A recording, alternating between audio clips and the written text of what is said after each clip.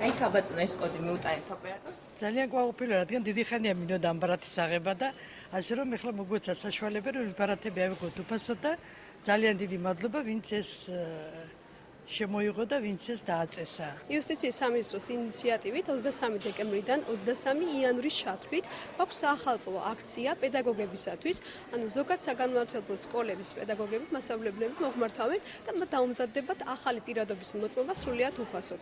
ისინი ჩვეულებრივ მოგზანდებიან იუსტიციის სახლში, ფოტოს საფასური და ასევე პირადობის მოწმობის საფასური არის უფასო.